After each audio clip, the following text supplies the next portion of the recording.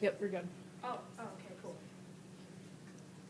I think we've all heard the question, is the glass half full or half empty? Optimists say the glass is half full. They notice that half of it is filled with liquid. Pessimists say the glass is half empty. They notice that half of it is filled with air. Now, the realist just wants everyone to stop fighting because, let's be honest, he's not thinking about whether the glass is half full or half empty. He's more concerned on why a bunch of philosophers broke into his house and are arguing about a glass that is filled with, is this blood? Call the cops! That is what he wanted to say. But he didn't.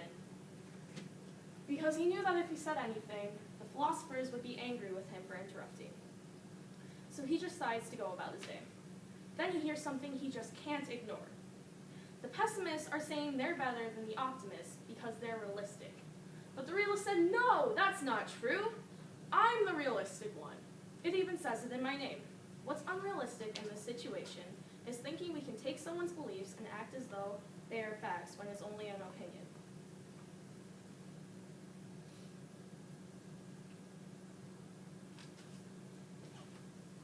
The realist thought this debate was stupid, but secretly, deep down, he knew that the glass was neutral. It wasn't half full or half empty. It was just half, not always one or the other. He knew that the glass is what he made it. So Mr. Realist is trying to picture how he sees his glass today. Half empty or half full? He chose to be optimistic, so he is now transformed into the optimistic realist. He tries solving the problem, being the realist he is, with a pinch of optimism, and discovers something great. They don't need to fight. They are both correct. The glass is half full of air and half full of water. So back to my original question. Is the glass half full or half empty? Oh, not back. Technically, it's always full. Half air and half water. The optimistic realist knew you can see life as either the optimist or the pessimist, but in reality, the glass was neutral. But you can make it 100% good. So what will you choose? I'd choose good. There isn't really a point in life where you can go to the greater gods and be like, yo dog, I've had enough suffering, you can mellow it down a bit. This just doesn't happen. I'm very sorry to inform you, but I would know. I have tried this before. So the bat is still going to come at you, and it's going to either hit you in the face, or you can catch it. I see living as like being in a boxing match. And when life gives you that old haymaker that you probably fail to catch 1, 2, or 10 times, well, that's what they make Band-Aids for. So here's how we catch it.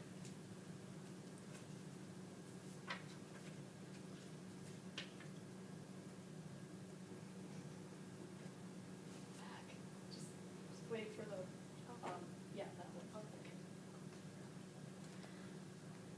There is a, oh wait, yeah, keep going. Sorry. This is Maslow's hierarchy of needs.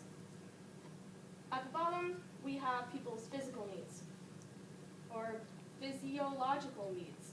Food, water, warmth, rest. Above that, we have safety, security, and, as I said, safety. Above that, we have belongingness and love needs, and intimate relationship and friends, so your family, relationships, that stuff. And then above that is your self-esteem. And at the very top, you have self-actualization. Or you can also classify it as happiness. So what we actually want is at the top. The steps below that are what we need to get to the top. When we don't have these things, it creates a problem. The dictionary defines a problem as something unwelcome or harmful that needs to be overcome. I define problem as something that gets in the way of our happiness. This is why people constantly are solving problems, like world hunger, murder, racism, poverty, sexism, and many more. But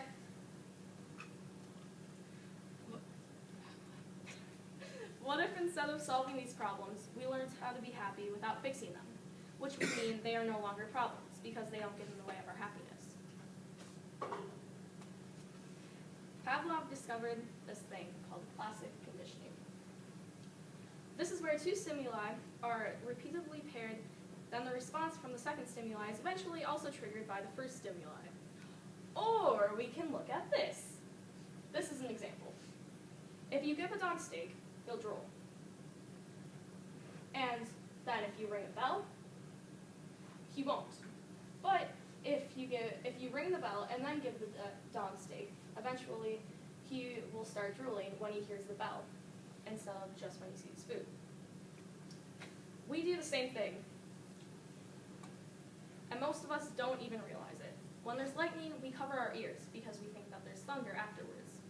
When we see our best friend, we feel happy because we associate the sight of them with the good memories we had together. The problem is certain things can't always be guaranteed to bring pain or happiness. One day something can make someone happy, and the next it can make someone very sad. What does this have to do with my talk? We have trained ourselves to feel pain or happiness depending on the situation. And we can train ourselves to be happy in certain circumstances as well. But to do this, we must change our mindset. It's worth it. You see, if everything besides happiness and pain is actually neutral, that means anything can bring us pain and anything can bring us happiness. We just have to look at it the right way. I see it like this. As a yin-yang symbol, but instead of, this kind of means balance. So some things are on the good side, or not really the good side, but they're on the white side, and in the white side there's black. But on the black side, it's mostly like that, but there's also white.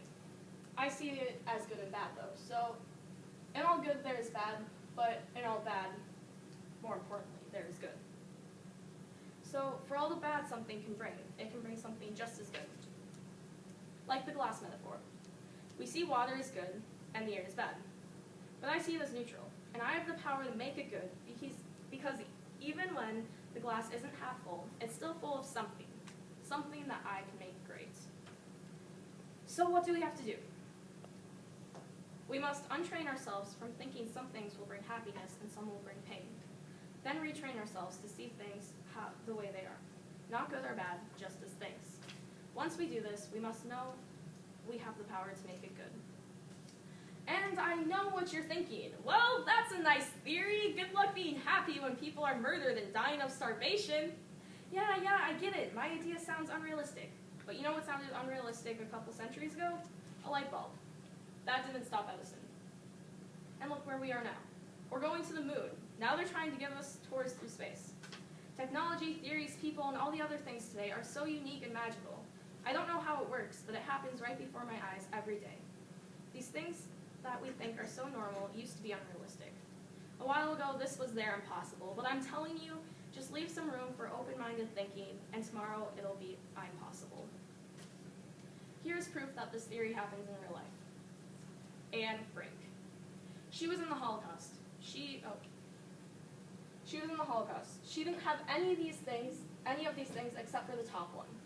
She had happiness, even though her physical needs weren't met. She didn't have food, water, warmth, rest, or not a lot of them. She wasn't saved. She was being threatened of being killed every single day. Her friends and family were dying right before her eyes. And how can she have self-esteem when people are trying to kill her because they think she should feel bad about herself? Even though she didn't have those things, she could still skip to the top. Because she was cool and she knew how to do that with this theory. And I did the same thing. I probably use this every single day, but it's slightly hard for me to come up with a specific example, but the one that sticks out to me the most is when I had to use it while writing this talk. I have always wanted to share my ideas with people, but it's very hard for me to focus and to tell them these things. And as I am trying to focus and get my ideas out, they interrupt me, so I never really know what to say. But when I learned that I could go up here, and you guys honestly don't really have the choice to say anything whether you agree with me or not, that excited me. I liked that idea. So I got all excited, and I wanted this to be perfect. I know it isn't now, but I wanted it to be. So this kind of took place, I was like, yeah, let's go get a super cool shirt with the quote on it for the TED Talk that I'm doing. And I did. And then it came like a ton of sizes larger than it was supposed to. It also came in white, which isn't very good for staining purposes. So we were going to order a different one, smaller and a different color. And we got overnight shipping, so it would come in on time, which it didn't. So I was in, so yeah, that happened. And as I'm trying to write the speech, which I want to be perfect, I forget both of my notebooks that have all of my notes and all the information on happiness in my locker at school. I was ticked. And then I'm in the car ride to school today, and the other sweatshirt didn't come in, so I have this one. And guess what happens when I'm tying my shoes? The mud right there gets all over this. So I'm also late to school. And it was just making me angry. But with this, I knew how to get over my other problems and just get to happiness. And here I am, and I'm fine. So here's a question. Why is this so important? Why do people fight over a glass being half full or half empty? Why does the realist try to understand them? Why does the optimistic realist stand in front of you presenting the speech right now? And why are you listening? Because this is the sole purpose of life. This is why you wake up every morning. This is why you have a job, why you have kids, why you want money or popularity. This is why you stand on top of a pineapple under the sea and yell, I'm ugly and I'm proud. I'm ugly and I am proud. This is why you do and say everything you do. This is why you live. 3 words: to be happy. I hope to teach you 2 things during this talk. How to be happy, and that next time angry philosophers break into your house and start arguing about a sketchy cup of liquid, you say, shut up, you're both right. There's 50% air and 50% water, so technically the glass is always full.